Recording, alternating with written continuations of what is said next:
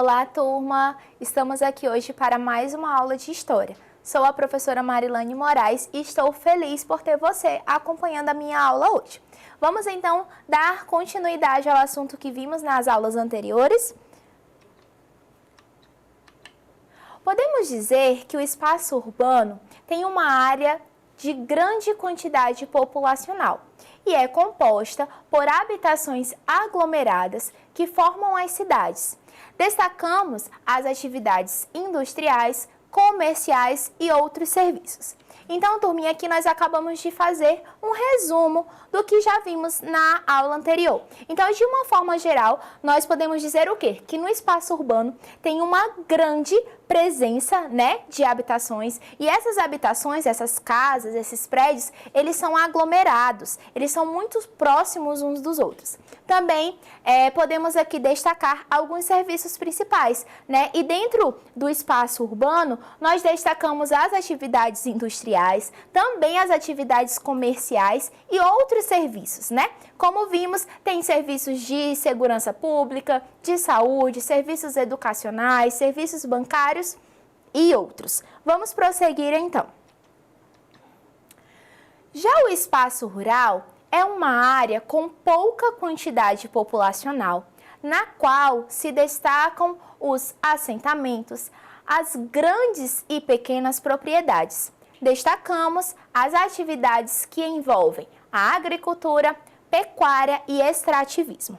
Então, quando nós estamos falando sobre os espaços rurais, nós já temos essa lembrança rápida de que lá há uma pouca presença populacional. A população ela é pequena.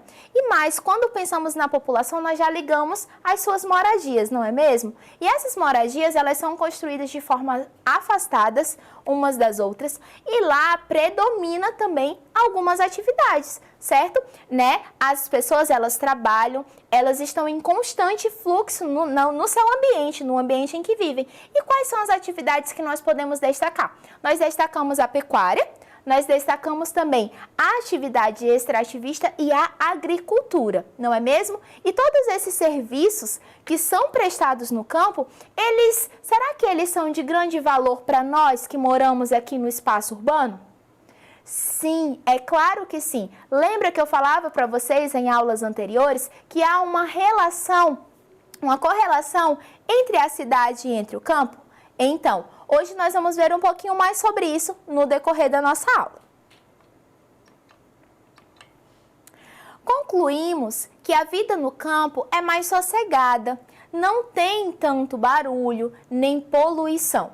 Por outro lado, a vida na cidade nos disponibiliza de maneira mais acessível os principais serviços sociais, além de ter um vasto mercado de trabalho, o que faz com que muitas pessoas do campo se desloquem de seus lugares para estabelecer moradias na cidade.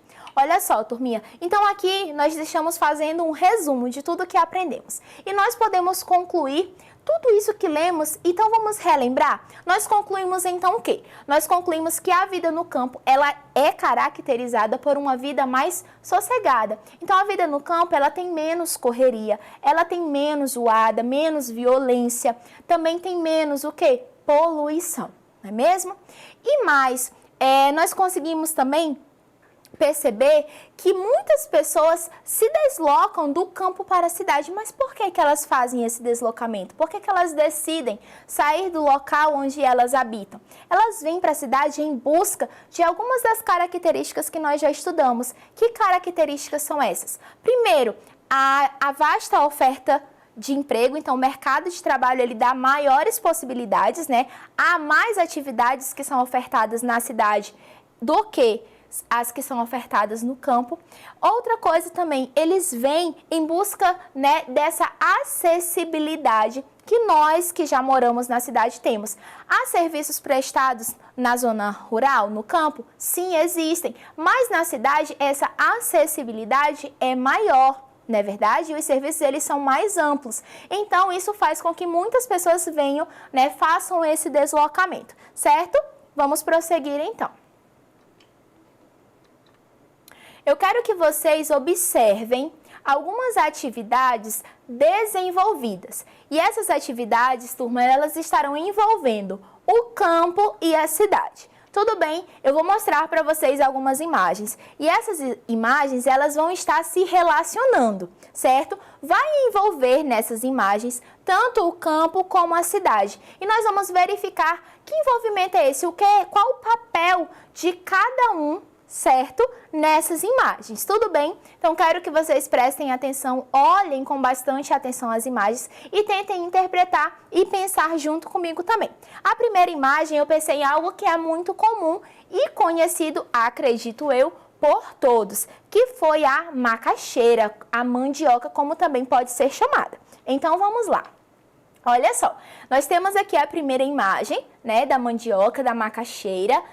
E aqui ela está ainda por ser descascada, não é mesmo? Ela foi já cortada em alguns pedaços, mas ela ainda nem passou pelo processo de ser descascada. Vamos à próxima imagem? Olhem só, aqui nós já temos a presença de uma pessoa com um instrumento de trabalho e ela está ali fazendo um manuseio. Mas o que será que ela está manuseando? O que será que ela está fazendo? Na terceira imagem, então, nós temos aqui um saco de farinha, não é mesmo? E turma, qual será a relação que essas três imagens possuem? E o que tem a ver o campo e a cidade com essas imagens? Você deve estar se perguntando aí, mas calma, nós vamos responder essas perguntas agora mesmo. Olhem só, na primeira imagem, a macaxeira, né? Nós sabemos que na maioria das vezes ela é plantada e colhida no campo. Já na segunda imagem, depois da colheita, ela é processada nas casas de farinha. Geralmente, essas casas de farinha também estão, né, lá no campo. Na terceira e última imagem, após a farinha feita, ela é embalada e comercializada nos comércios da cidade. Então, vocês conseguiram perceber aqui a relação? A presença da mandioca, da macaxeira, e ela foi produzida, na maioria das vezes, ela foi produzida onde? Com maior intensidade? Lá no campo. Então, o campo, ele está, né, à frente de um serviço que está sendo prestado para a cidade. Por quê? Porque depois de ela ser plantada e colhida, ela passa pelo processo, né, de fazer a farinha e depois disso ela precisa ser embalada, ela precisa ser comercializada, ela precisa muitas vezes ser deslocada de um estado para outro. E isso tudo é feito aqui já nas indústrias que se concentram na cidade, ou seja, no espaço urbano, certo? Vamos prosseguir então. Agora nós temos essa primeira imagem. O que vocês conseguem observar aqui, turminha?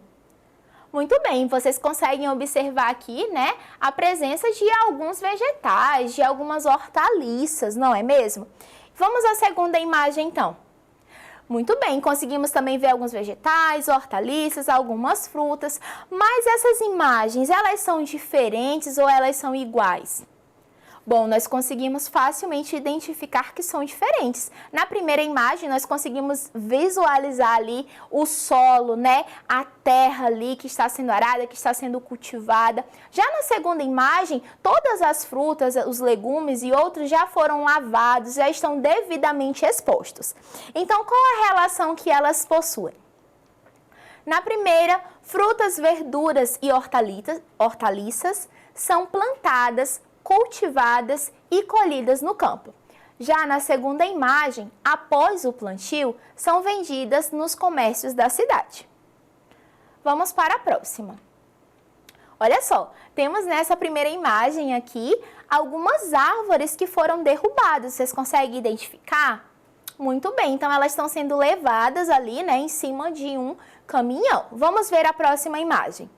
Olha só, na próxima imagem nós já vimos aqui bastante diferença, né? Nós já conseguimos perceber a presença de pessoas fazendo o manuseio ali de uma madeira, mas percebam que essa madeira já não está bruta, né? Ela já está uma madeira mais lapidada. Conseguem visualizar isso?